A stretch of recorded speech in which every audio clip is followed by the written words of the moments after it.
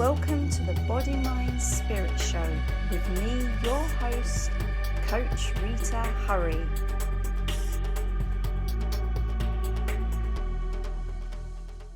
Hey everyone, welcome to the Body, Mind, Spirit Show with me, your host, Rita Hurry. Today I have another special guest. Yes, I do. His name is Corey Folsom, and he is a Tantra Educator, a love and relationship coach, and author. Corey, welcome to the show. Thank you, Rita. Okay, so what I like to do with my guests is I like to find out a little bit about their journey. So, can you share a little bit about your journey and what led you to become a love and relationship coach? Surely. Well, currently I'm a father, a coach, an author, but I wasn't always that. As a young man, I didn't speak up for my needs. I shrank from my exuberance, my certainty, and my early intimate relationships were really defined by poor patterns of communication, just less than optimal skills for being in relationship. And at some point, I had to decide that my past was so uh, unhappy, my conditions weren't so great, and but that wouldn't define me or distract me or direct me. And so I began participating in a whole lot of personal development courses, trainings. I hired a love coach of my own, and the basic turning point was when I became willing to tell the truth to myself about Mm. the impact I was having on the world and others around me. The fact that um, I had blind spots and I wasn't the most awesome person to be with either. And so, but when I became willing to tell the truth to myself, my life improved. And when I stopped practicing all the stuff that wasn't me, then everything changed. And so I discovered that my power is connected to my fearlessness. Fearlessness meaning the courage to speak up when something isn't working or just to share what's happening in an appropriate way. And I cultivated what I call the courage to be clear. So when I'm feeling like something feels awkward, or I don't know if that's tension or tone, but maybe I'll just speak to it and check it out. And so I went from needing desperately to work on myself to coaching persons from all over the world. Yeah, no, I love that because it's so important for us to work on ourselves as coaches. Um, because I think that's what makes us authentic as well, that we've been through our own journey. And I mean, I can totally relate to your journey in terms of that kind of almost that you're blocked by fears and not trusting in yourself and not being able to express yourself as much as you would want to freely do. Was it What was the turning point for you in terms of I'm going to see this through? Was it actually getting a coach? Excuse me. Was it actually getting a coach, or was it something? It's because it's so many people, they'll stay with it. They'll say, you know what, this is me. Um, and I'm not going to improve myself because it's me and I just have to live with that. What was that turning point for you that made you say, no, I'm going to reach beyond this? Yeah. So after my second divorce, Hmm. I um, became involved with a lovely woman who I was really quite enthralled with, and she wasn't so sure about me. And she let me know in a very kind way. And I'm like, wow, I saw the way she communicated and the way she moved through her life. And I'm like, oh, I want to be more like that with a greater level of grace and skill. Yeah. And so it inspired me to just be better. And I stepped up, and uh, that's when I got the coach, and I started going to more, personal betterment trainings, and I just soaked everything up and was, and the more I felt me, the more I wanted me. And one of the statements I like to use is, the real me is enough. It doesn't have to be polished. It doesn't have to be perfect. It can be messy as long as it's real and Yeah. not too messy. Yeah. Yeah. Not Definitely. super messy, but not perfect is just fine. Your own version of messy. Yeah. No, that's beautiful. So, in your book, Soul Statements, you focus on the power of communication and being more confident as a result.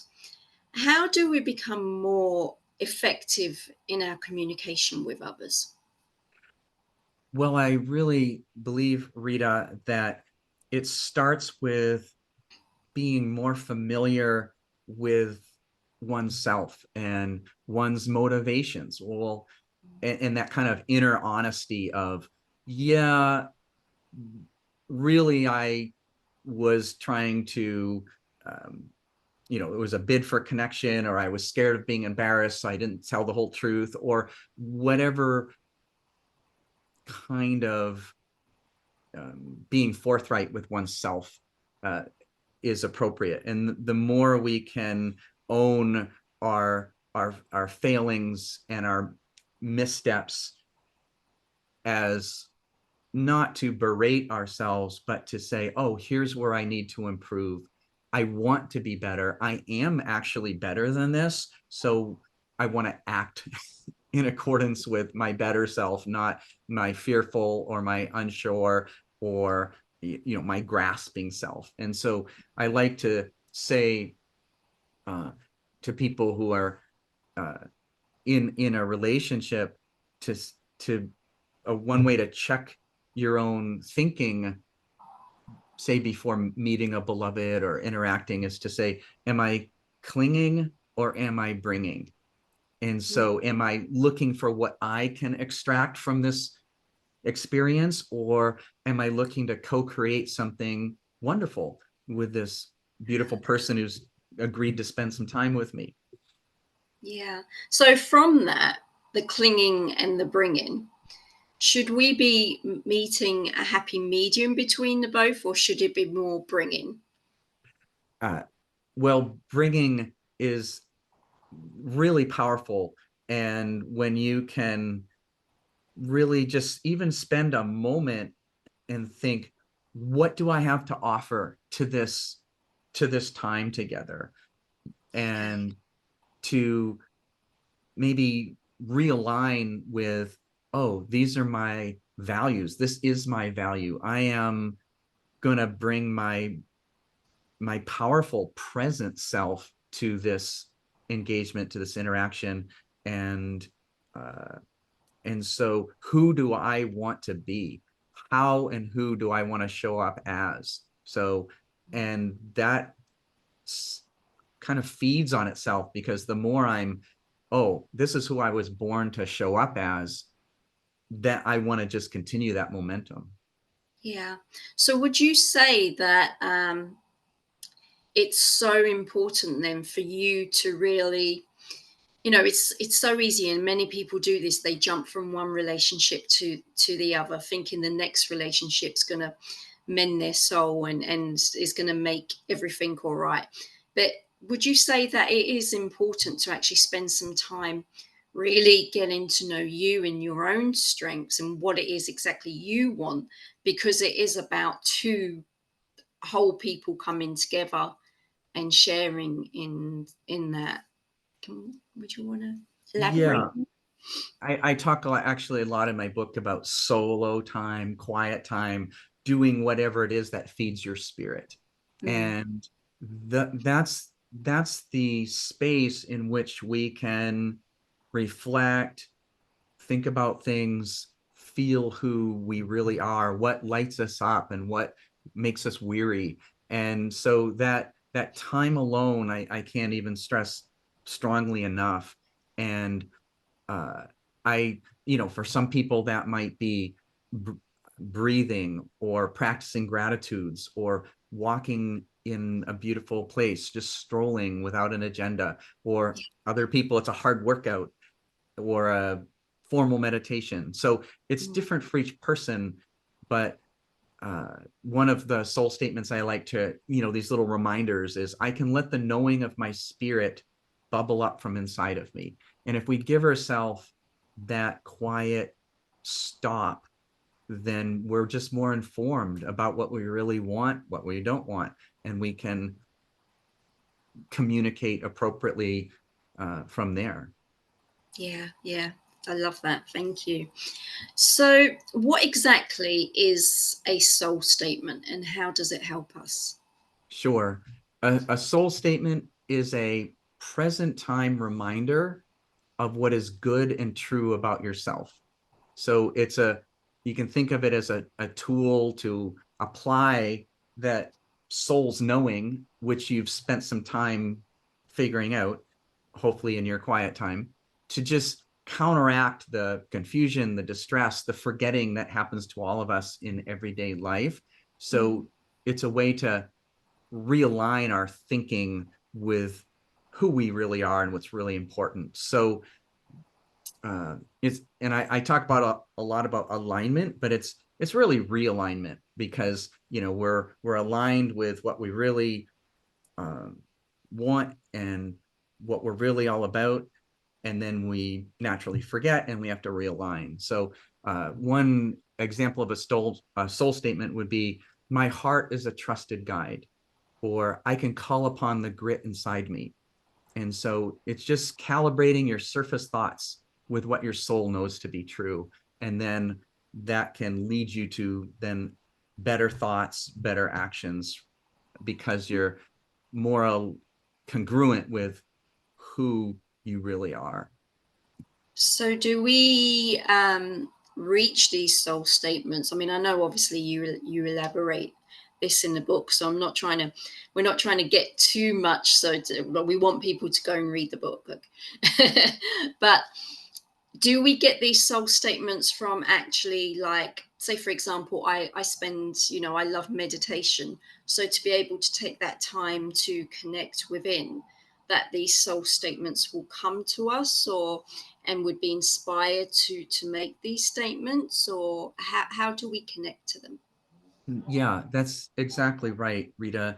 And for instance, when you say that, I think of this one that I'm fond of, which came about because I was in the mountains, and I had stopped by this beautiful bubbling spring, and it was this hot summer middle of the day, but everything was so still, and the water was moving, and there's insects and you can kind of hear birds, but there was a certain perfection, and I just felt so content.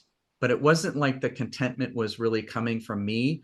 I was responding to this feeling of contentment in this wonderful place.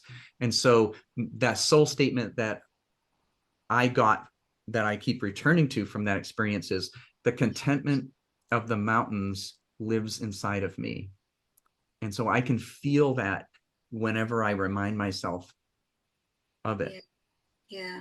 So it's almost like taking you back to that experience and reliving it just by saying those words. That's right. Like I'm anchoring to that. Yeah, Yeah. Yeah. love that. And That's another one might be, I can trust my deep knowing to guide me, mm, because perhaps when I did trust that, things worked out. yeah, yeah. Yeah. I love it. It's great.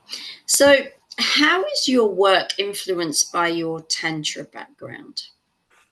Uh, well, the thing with Tantra is, at its essence, it's really a paying attention to the present moment, that slowing, I call it the art of slowing down. And uh, and the more deeply you can inhabit that present moment, life as it's happening, the more you're being tantric. And so a soul statement I like related to that is living in wonder is a gift and a joy. And when we can find that pure, beautiful place where we're just right here and we're aware and we're kind of soaking up the texture of this moment, it's a wonderful thing. And and also in Tantra, it teaches about just staying relaxed and open. So is my body relaxed is one thing, but it seems more effective to say, well, is my jaw relaxed? Is my neck relaxed? And so we're just staying open to life as it's occurring, and and that there's actually a tantric secret, which is stillness contains more pleasure than movement. Wow. Yeah. And a couple soul statements I really like, kind of on the tantric spectrum, would be, my center informs me as I love my partner, or I have a sacred contract to love and to loving. Yeah. Beautiful. Yeah, Yeah. because doesn't take away your power. It still gives you that power, but in a more loving and open way. Because all too often, many feel that, oh, loving and giving is about, you know, giving all of you. But you can give all of you, but still hold your power, and that's how it's coming across. Am I on the right track there? Yeah, you're spot on. And the other thing that comes to mind with the tantric practice is that to realize, it helps a person to realize that there is a beloved that dwells in your own heart.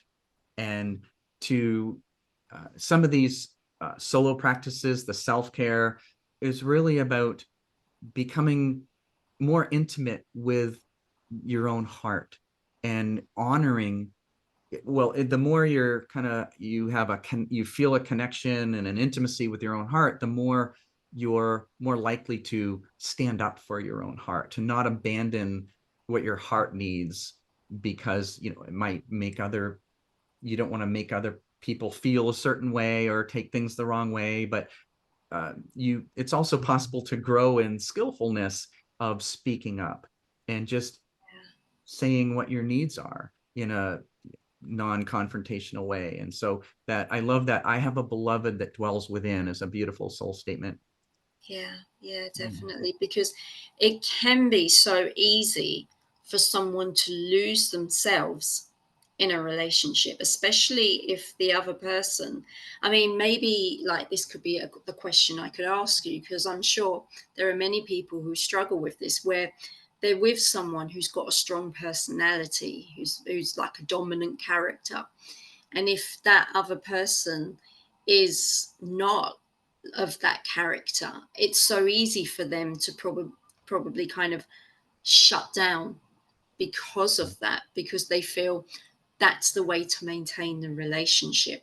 What would you say there? I mean, obviously we've touched on a few things about the soul statements and everything, but what, as a coach, what would you say to that person?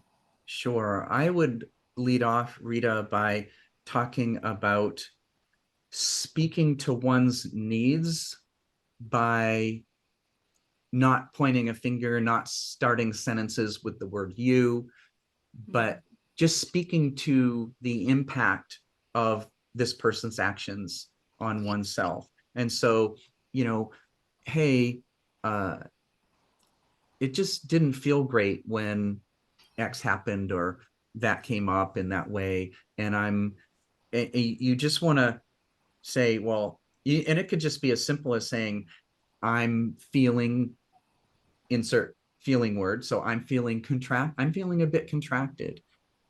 What would make me feel better is, and you go straight to a request. So Yeah. I, I'm feeling a bit contracted, and it would help me if we could just slow down a little bit, just, Mm. or Yeah. whatever might be appropriate. So yeah, so speaking directly to the feeling that's going on with you, and so the impact of the other person, because I like to say that each one of us is the world's leading authority on our motivations, what's in our head, what we want to say, and everyone else is the authority on our actual impact. And Yeah. so hope, and also as a man, I respond less well to someone saying to me, well, you're a dummy dog and you didn't do this right, and you, and I don't like what you did. And whereas if someone says, ouch, that tone doesn't feel good to me, I'm like, oh, okay, let me try to say that differently. So I can hear that so much more readily if Yeah. oh, this person that I do have some amount of caring for has been impacted in a way they didn't want to be impacted by maybe the way I said something or whatever. Oh, that affects me. I need to hear that as need to know information so I can act better. Yeah. Okay. Yeah. Great. Great advice there. So, in terms, I think we've touched on this a little, but in terms of being present, how can this positively affect us as a human being? Well, as we bring awareness to what's happening in real time with ourselves, with other people, it just it helps us to not so much just live entirely in our heads, in our mental process, but to be present for life, for other people, for whatever is going on. And so um, it's just that ideally that's where we want to live in life itself, not just trapped in our own thoughts. And so uh, I like to say self-care is soul care.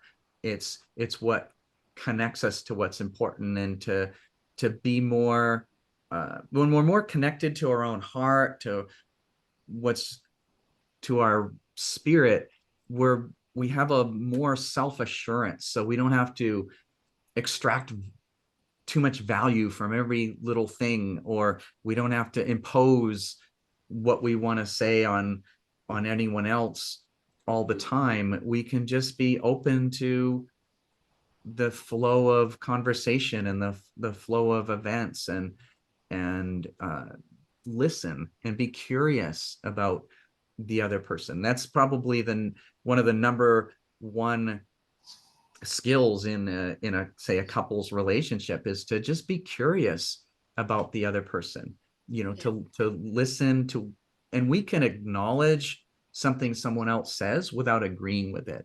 So because that other person, they didn't have our family, our body, our experiences, our pressures. They had their own, and so they're probably naturally responding to whatever history has led them to this moment. And so if we can say, I can understand how you would feel that way, or I get that this is distressing to you. That doesn't mean you have to agree with the reasons, but you can acknowledge that, oh, this is an issue for you. Okay, all right. And start from there and maybe slow down a little bit. Yeah, definitely. And I think one of the things is we forget that we are individuals coming together.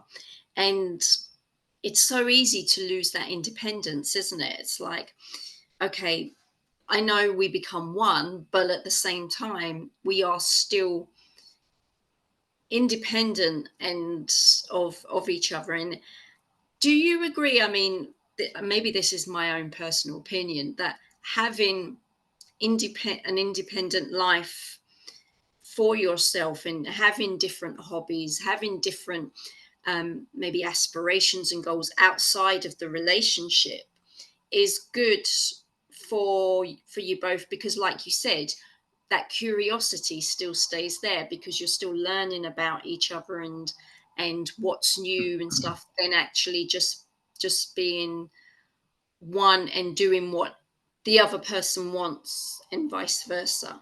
I mean, That's right. That's exactly right. And it's, you don't want to be so close that you're it's like magnets. If you rub them together long enough, they lose their charge.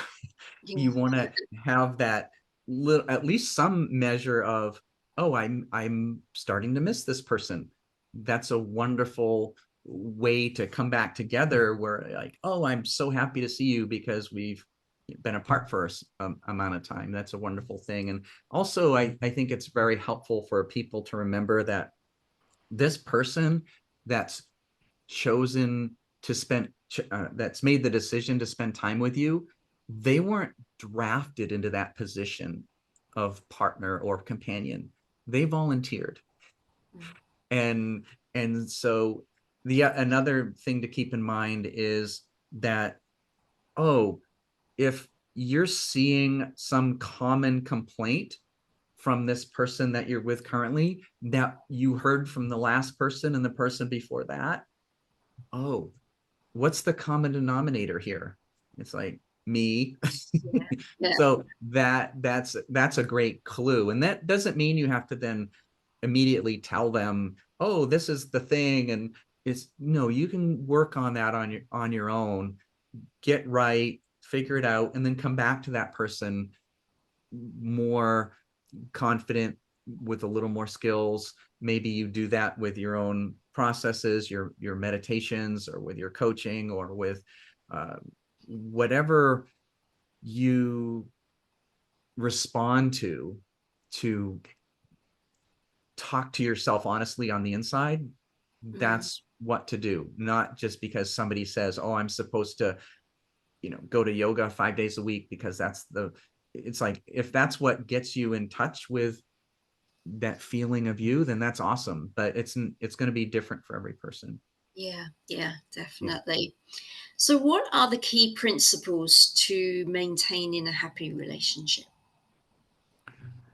Um, I would say um, having um, your own solo time. So you're not all your free time isn't just with this other person. Uh, Hmm.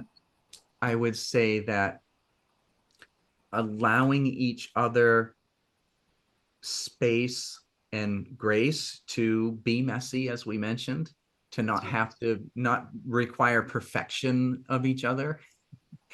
Uh, and I call it um, curiosity without critique. Just, oh, if something happens that you didn't like, ask what's going on, listen to their answer, just be curious. And turning those complaints into clear requests. And so skipping over the complaint part, just speaking to the impact and going right to a request.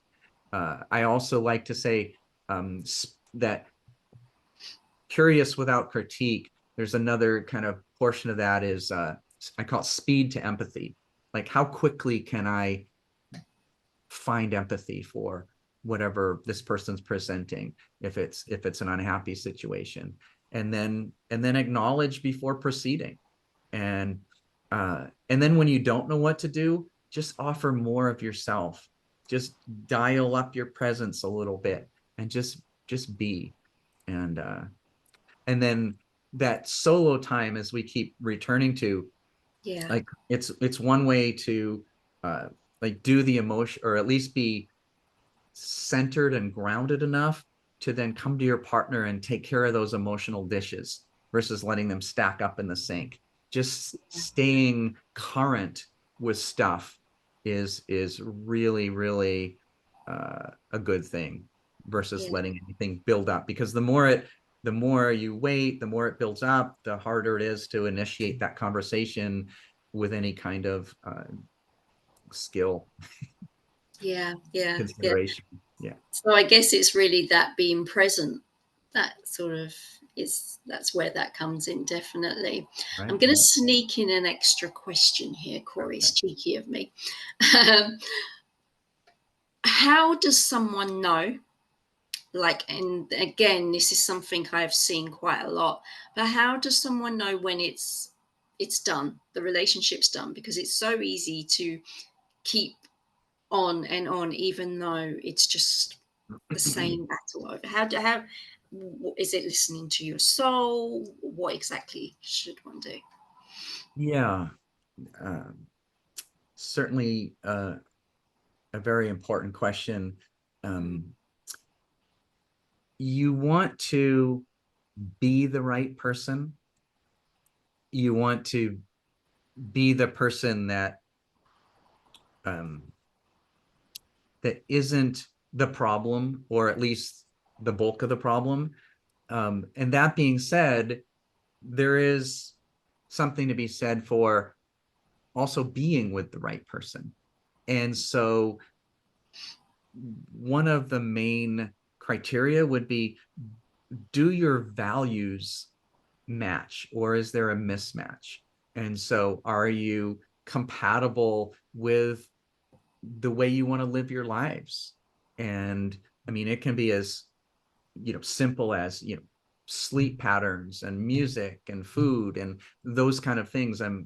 But if you have these mismatches in too many areas, like the type of foods you eat, for instance, or how you manage tension, does one person just storm off, or does the other person want to stay and just yell, or yeah, or how you get through those times, those bumps in the road. If you can navigate through those episodes without causing more wounding, then perhaps you have a chance at making it better and better and better. But if you can't manage your differences, then it's not much hope for yeah, creating something long lasting. yeah. I love that because it's very So clear and precise. yeah, so values and differences. Yeah, yeah. Thank you for that.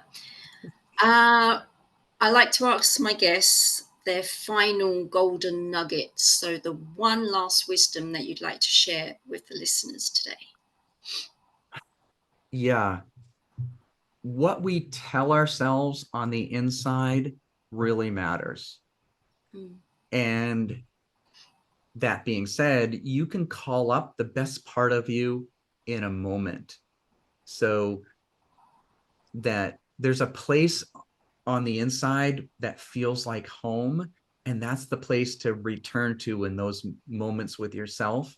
And so you can always remember who you really are, if when it's a moment where, oh, this is a good place to step up, to upgrade how I'm acting versus how I acted before. And so to do that, you want to remember who you really are, and that will let you act better. yeah, beautiful. I love it. Perfect, perfect ending there, Corey. So, where can our listeners go to find out more about you and your services? Sure. My website is corerelationship.com, and all the online book retailers are carrying my book, as well as uh, some bookstores. And so the book's available. And uh, if you forget, corerelationship.com has a ton of blog articles, all sorts of stuff about me. And there's a button to buy the book there too. Excellent. Corey, thank you for being such a wonderful guest. There's definitely a lot there that we've touched on. And I just want to say thank you for those words of wisdom. And I'm sure the listeners got a lot from it. So thank you. Thank you, Rita. Thank you. Well, everyone, that's it for today. Stay safe, stay happy, and I'll see you all real soon. Bye.